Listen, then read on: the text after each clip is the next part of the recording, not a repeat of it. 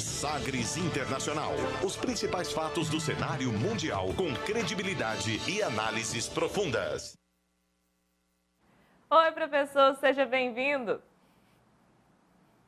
Tudo bem com você?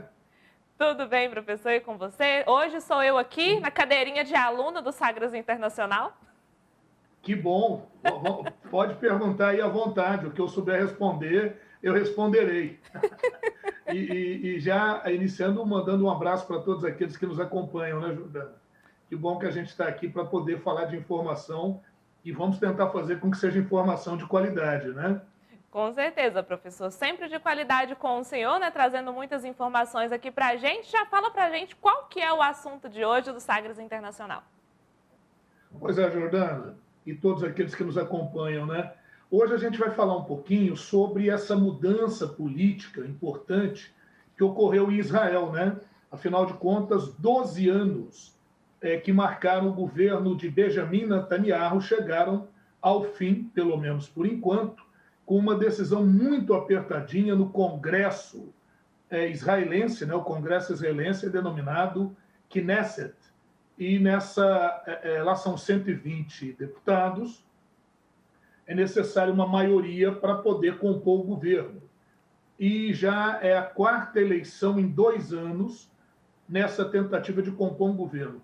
Sabe o que acontece, Jordana? Nesses últimos 10 anos em Israel, houve uma significativa fragmentação política em Israel, com o surgimento de novos partidos e, inclusive, de partido árabe. É a primeira vez que um partido árabe israelense vai compor o governo em Israel. Também é uma coisa inédita. E aí você vai me dizer, mas espera aí, árabe israelense? Como é que é isso? Bom, nós temos o povo árabe e nós temos o povo judeu, ou israelense, né? O povo judeu ficou disperso pelo mundo 2.000 anos aproximadamente, a sua diáspora, né? Eles fugiram ali da região de Israel em função da perseguição do antigo Império Romano. Então, a solução que eles encontraram foi dispersarem pelo mundo, com a promessa de que um dia retornariam a Canaã, retornariam à sua terra prometida, retornariam à terra do Sião. E assim ficaram por mais de 1.000 anos, aproximadamente 2.000 anos, dispersos pela Europa, norte da África, América, partes da Ásia. No século XIX, antecedendo a Primeira Guerra Mundial, desenvolveu-se um movimento chamado Movimento Sionista, um movimento que retomava aquela promessa feita pelos judeus ao pé do Monte Sião, né? Então, por isso, o movimento sionista, volta ao Sião. E eles começaram a retornar após a Primeira Guerra Mundial. Só que aí um detalhe, na região, a partir do século VII, em virtude da expansão do islamismo, religião criada por Maomé, os islâmicos se expandiram. E alguns islâmicos consideram que aquela região da Palestina, de Israel, da antiga Canaã, é a região sagrada também para eles, pois os árabes também se consideram descendentes de Abraão, o grande patriarca dos hebreus. Abraão teve 2 filhos, né, biblicamente. O primeiro filho com uma serva egípcia, Agar, seria Ismael. Os árabes islâmicos, consideram que são descendentes de Ismael e, portanto, têm direito à terra prometida. Segundo a narrativa bíblica, Sara, esposa legítima de Abraão, aos 90 anos de idade, teria dado à luz a Isaac. Os judeus se consideram os filhos de Isaac e, portanto, legítimos herdeiros daquela terra.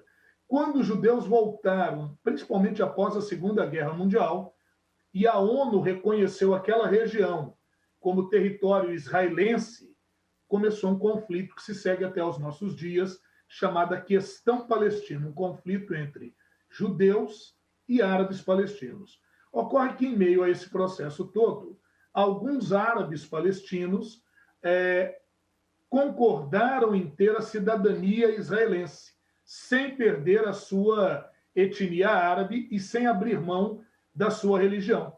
Esses são chamados árabes israelenses. Não sei se deu para entender quem é esse grupo. Então, você tem os judeus, você tem os árabes palestinos e judeus se rivalizam, e você tem árabes palestinos que decidiram ter o reconhecimento de uma cidadania em Israel. São chamados árabes israelenses. E agora, nessa eleição, pela primeira vez, o Ra'am, que é o partido da Liga da União Árabe, liderado por Mansur Abbas, está compondo o governo, né, com seus 4, 5 membros no Knesset, no parlamento israelense, compõe essa coalizão, essa coligação de 8 partidos que derrubou o, digamos assim, reinado ou a era do Benjamin Netanyahu, do partido Likud. O Likud é o partido da direita lá em Israel, mas há outros partidos da direita, como Yamina, como partidos mais extremados, né? E aí você tem também partido trabalhista, você tem o Meretz, que é o partido de esquerda. Então você tem assim um espectro de partidos em Israel muito interessante. Agora, o curioso é que para retirar ou para impedir a manutenção de Benjamin Netanyahu no poder, 8 partidos das mais variadas tendências se uniram. Então nós temos partidos desde a extrema-direita, alguns não gostam que seja dito extrema-direita lá, porque remete um pouco ao nazismo, ao fascismo. Muitos preferem dizer uma direita radical, do Naftali Bennett, do partido Yamina, até a esquerda socialista do Meretz, por exemplo. Todos eles se uniram para poder compor 60 votos contra 59 dos partidos que apoiavam o Benjamin Netanyahu. Vejam, então, Jordano e todos aqueles que nos acompanham, que a margem foi realmente muito estreita. Eu coloquei aí algumas imagens, e aí, se você quiser perguntar, vamos, aí já está aí uma imagenzinha do Benjamin Netanyahu, esse é o que está saindo, esse grande amigo, aliado de Jair Bolsonaro aqui do Brasil. Teve um governo, viu, Jordana, do ponto de vista econômico, muito bem sucedido. Do ponto de vista do combate à Covid, também ele apostou nas vacinas, inclusive fazendo uma campanha muito forte para as vacinas. Porém, do ponto de vista político, ele acabou aparelhando o Estado para atender aos seus interesses.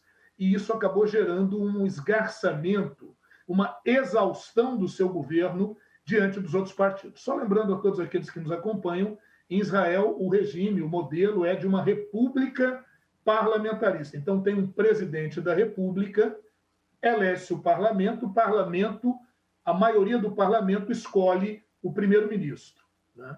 E aí, Jordana, quer falar alguma coisa ou quer que eu vá seguindo aqui? Você é que manda. Tem uma dúvida, assim, 12 anos, professor, é muita coisa, né? 12 anos do mesmo governo. Então, o que muda necessariamente agora, né? O que vai mudar de um governo para outro? Quais são as principais diferenças? Uhum. Isso é a grande incógnita, né? Porque imagine você, vamos pensar, vamos trazer aqui para o Brasil. Imagine que um governo que assumisse o Brasil seria um governo composto pelo PSL, que foi o partido do Jair Bolsonaro, o PT do Lula e, sei lá, vamos colocar o PSOL. Você imagina como é que vai ter uma composição tão variada? Que governo vai ser esse? Essa é a incógnita. Se a gente voltar nos slides, só para a gente ver algumas figuras importantes ali, pela primeira vez vão se reunir. Aqui está o Netanyahu, aqui só um pouquinho, essa tabelinha, são os partidos. O que está de azulzinho são os partidos que apoiam o Benjamin Netanyahu, que apoiaram, né? O Likud, que é o partido dele, fez maioria, 30 cadeiras, o Shas, 9 cadeiras, o Judaísmo Unido da Torá, 7, o sionismo religioso, 6. Esses de azulzinho apoiam o Benjamin Netanyahu. Quem está de vermelho foi a oposição. O Yesh Atid, que em hebraico significa há um futuro, né, que é do Yair Lapid. O Yair Lapid, o político de centro, que articulou uma coalizão. Você tem o azul e branco do Benny Gantz, político também famoso lá em Israel, e você tem Israel Nossa Casa, que é o partido do Avigdor, que já foi membro do partido do Benjamin Netanyahu. Tem o Partido Trabalhista, tem o Nova Esperança, e lá embaixo você está vendo a Lista Árabe Unida com seus 5 lugares. Aqui é uma tabelinha anterior, aqui já ficou vermelhinho, que é o partido que apoiou também. Foi essa coalizão dos vermelhinhos aqui que retirou o Netanyahu. Podemos passar para a próxima imagem, por favor. Aí aqui nós temos os 3. Da esquerda, né, Da esquerda do nosso espectador para a direita, esse de cabelo grisalho aí, é o Yair Lapid, que foi o grande articulador, um político de centro, o grande articulador da coalizão. Ao centro está o elemento de extrema-direita, o Naftali Bennett, e à direita, a novidade, né? O Mansur Abbas, é um árabe israelense, que é da Liga Unida Árabe, que está apoiando essa coalizão. Esse do centro, Naftali Bennett, é um empresário muito rico. Ele não teve muitos votos, o seu partido não teve muitos votos, mas como ele representa uma facção interessante da direita, o Yair Lapid, esse que está mais à esquerda, resolveu fazer com ele o acordo. Falou, vamos fazer o seguinte, são 4 anos de mandato do primeiro-ministro. Então, eu cedo o meu lugar, eu tenho 17 votos, mais do que o do seu partido, eu cedo o meu lugar e você assume nos 2 primeiros anos e eu assumo nos outros 2 anos, nos 2 últimos anos. E aí, Jordana, a sua pergunta, quer dizer, olha o que acontece. Chegou ao poder em Israel agora alguém de uma postura política muito mais à direita do que o que está saindo, que é o Benjamin Netanyahu. Por outro lado, curiosamente, com uma capacidade maior de diálogo, porque o poder dele depende de uma coalizão de 8 partidos de matizes muito diferentes. Então, quando você pergunta o que vai mudar, a gente pode dizer que talvez maior diálogo e uma maior aproximação com o governo do Joe Biden dos Estados Unidos. Porque o Benjamin Netanyahu ele era grande aliado do Trump. Então, a derrota do Trump representou também um abalo para a permanência do Benjamin Netanyahu no poder em Israel. Se a gente puder passar mais imagens aí rapidinho para a gente, isso pode passar para a próxima. Aí está ele. Esse é o Naftali Bennett, né? É uma incógnita. Veja que na sua pergunta a gente responde, é uma incógnita desse governo que é de origem de extrema direita em Israel, mas como é que ele vai lidar com todos essas cores partidárias tão diferentes ali em Israel? É o que a gente vai ver. Estamos apostando muito nessa proximidade com o governo Joe Biden. O próximo político dentro dessa coalizão. Está aí Yair Lapid, do partido Há um Futuro, né? O Yesh Atid. Ele é um reformista de centro, mas sacrificou para derrubar o Netanyahu, para conseguir impedir que o Netanyahu permanecesse. Então, o Netanyahu não conseguiu maioria para permanecer como primeiro-ministro. Vamos para o próximo. Esse é o árabe, né? O Mansur Abbas. Todos esses que nós estamos mostrando são os membros que estão coligados. Esse é da Liga Árabe, esse é árabe-israelense, primeira vez que um partido árabe-israelense consegue assentos efetivos no governo de Israel. Próximo, vamos lá. Aqui, esse aqui, Jordana, e todos aqueles que nos acompanham, eu fiz questão de escolher uma foto dele bem assim, pensando, tentando articular alguma coisa, é o Avigdor Lieberman. Ele já foi ministro de Defesa e líder do partido, ele é líder do partido Nossa Casa, ele foi ministro da Defesa do Benjamin Netanyahu. Em 2018, ele rompeu com Benjamin Netanyahu por uma questão, curiosamente, militar e religiosa, porque lá em Israel o serviço militar é obrigatório. Mas os judeus ortodoxos, aqueles ligados à religião, queriam que aqueles jovens que estudassem para a religião, fossem da linha ortodoxa religiosa israelense, não fossem obrigados a servir o exército. E o Benjamin Netanyahu, em 2018, concordou com isso. Aí, esse Avigdor Lieberman sai do governo, e com ele levou 5, 6 votos. E isso fez com que o Benjamin Netanyahu perdesse maioria e fosse obrigado a realizar novas eleições em Israel para escolher um novo parlamento e um novo primeiro-ministro. De 2018 para cá, nós tivemos 4 eleições, o Benjamin Netanyahu foi conseguindo sobreviver, mas dessa vez não deu para ele não. E o Benjamin Netanyahu ele é acusado em 3 processos por favorecimento ilícito e corrupção. Então vamos ver no que vão dar esses processos. Se não derem nada, o Netanyahu pode até voltar ao poder, porque ele é líder da oposição com 59 votos, então em 120 que você tem no parlamento. Então é uma oposição muito forte. Vamos só voltar lá para a gente concluir as imagens rapidinho. Aqui está o Benny Gantz, que foi o grande opositor do Netanyahu em 2019, chegou a fazer um acordo com o Netanyahu, que o Netanyahu não cumpriu, né? ele também está integrando essa aliança, estou mostrando só membros dessa aliança que se uniram de partidos bem diferentes. Próximo, por favor. Pois é, agora aqui, Jordana, em meio à composição desse novo governo em Israel, a juventude radical de direita em Israel, que é partidária do Benjamin Netanyahu, fez passeatas próximo ao bairro muçulmano em Jerusalém, na área de Jerusalém Oriental, que é reivindicada pelos palestinos. Vamos passar para a próxima. Olha no que deu. Próxima imagem. Manifestação dos palestinos e a polícia de Israel combatendo esses palestinos ali em Jerusalém. E aí o que o Hamas, que é um grupo que está no sul de Israel, fez? Lançou balões e pipas com bolsas incandescentes, gerando incêndios no sul da região ocupada por Israel. Isso agora, essa semana, quarta-feira, né? Ontem. E aí Israel já contra-atacou com mísseis na região da faixa de Gaza, onde está o Hamas, que é a ala radical dos palestinos. Então, veja, você tem uma questão interna de Israel e você tem esse conflito de Israel com os palestinos. Tranquilo? E aí, para a gente concluir, eu acho que o meu tempo já está meio em cima, tá, Jordana? Como é que eu estou aí? Para concluir, sim, eu ainda tenho uma última questão com o senhor. Tá, só para eu falar mais uma coisinha. Põe a imagem para mim, por favor, só para eu concluir.